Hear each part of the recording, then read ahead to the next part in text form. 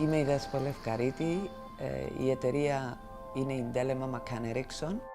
Η Delema ξεκίνησε το 1985. Η εργασία μας είναι η επικοινωνία, ο ευρύτερος χώρος της επικοινωνίας. Είναι μια εταιρεία η οποία πέραν του ότι είναι κυπριακή εταιρεία, τα τελευταία χρόνια έχει μπει σε ευρωπαϊκό και παγκόσμιο επίπεδο. Που καλύπτει τη διαφήμιση, τις δημόσιες σχέσεις, τις προωθητικές ενέργειες. Ήταν η ιδέα που ξεκίνησε την εταιρεία και μετά μπήκαμε κι εμείς. Είμαστε μόνο οι γυναίκες. Δεν το θέλαμε, έτσι έτυχε. Για να υπάρχει ισορροπία πρέπει να υπάρχουν και τα δύο φύλλα. Πιστεύω ότι ειδικά στο δημιουργικό τμήμα δεν έχει σημασία αν είσαι άντρας ή γυναίκα. Σημασία έχει αν είσαι δημιουργικός ή όχι.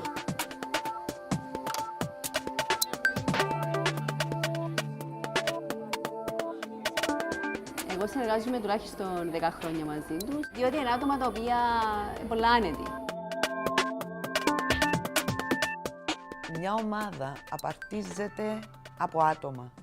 Αν αυτά τα άτομα δεν είναι ευχαριστημένα, θα τα χάσεις.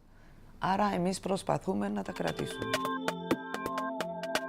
Το περιβάλλον είναι πάρα πολλά ωραίο. Μαγικό. Υπέροχο. Πολλά ενδιαφέρον να δουλεύεις εδώ. Ψω. Πάρα πολύ καλό. Πολύ ευτυχισμένος. Είναι μια τρέλα. Τρελό. Τρέλα. Είναι η λέξη που χαρακτηρίζει την Τέλεμα και το ανθρώπινο δυναμικό της. Σχιζοφρενικό.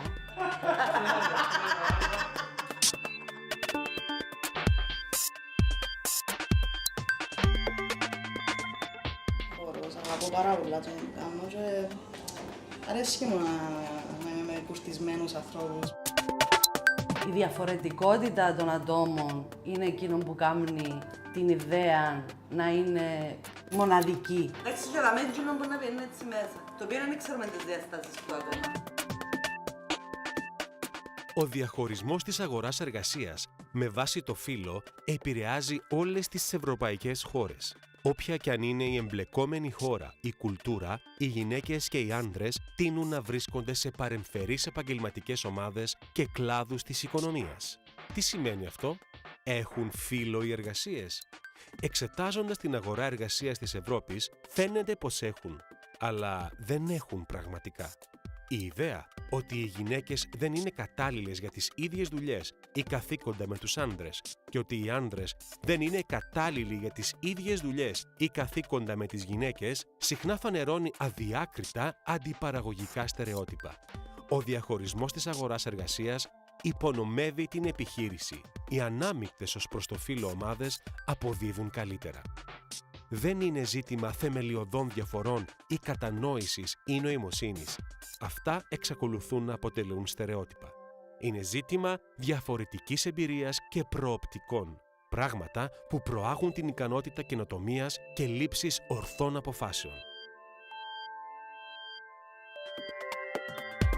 Υπάρχει μια ομάδα 5 ατόμων, η οποία βασικά λειτουργεί σαν η ομάδα που παίρνει τις αποφάσεις που αφορούν πολιτική της εταιρείας. Την πρώτη φορά που ένας από τους συναδέλφους άντρες απέκτησε παιδί, είδαμε ότι έπρεπε να φερθούμε με τον ίδιο τρόπο έναντι του πατέρα, όπως φερόμαστε έναντι της μητέρας. Από τη δική μου εμπειρία, το χρηματικό δώρο το οποίο πήρα σαν πατέρας από την Τέλεμα, το χρησιμοποιήσαμε για να αγοράσουμε τα πρώτα αναγκαία που χρειαζόταν το παιδί. Τις μέρες τις οποίες πήρα έξτρα σαν πατέρας, τις χρησιμοποίησα για να είμαι δίπλα στο παιδί μου και δίπλα στη σύζυγό μου. Η Τέλεμα πάντα θέλει να θαρρύνει τους υπαλλήλους στο δικό τους χρόνο να κάνουν διάφορα achievements. Εδώ είναι η Γεωργία, μια συνάδελφος η οποία μαζί με έναν γκρουπ με αναβάτες είχαν πάει στο Κιλιμάντζαρο. Η εταιρεία με έχει βοηθήσει πάρα πολύ, τόσο σε οικονομικό επίπεδο όσο και σε ψυχολογικό. Προσπαθούμε σε όλες τις περιπτώσεις να βρίσκουμε πού είναι κάποιος δυνατός και να του δώσουμε την ευκαιρία.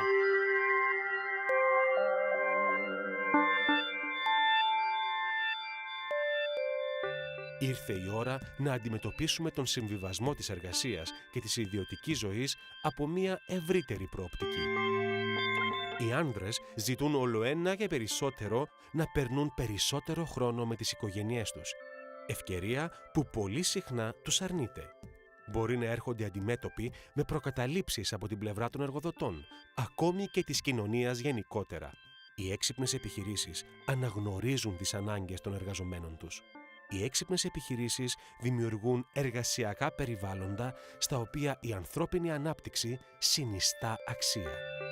Οι άνθρωποι που νιώθουν ότι γίνονται σεβαστοί αποδίδουν καλύτερα και αυξάνουν την αξία της επιχείρησής τους. Πιστεύω ότι είμαστε μια εταιρεία η οποία έχει κάποιες βασικές αρχές. Μια από αυτές τις αρχές σημαντική είναι ο σεβασμός.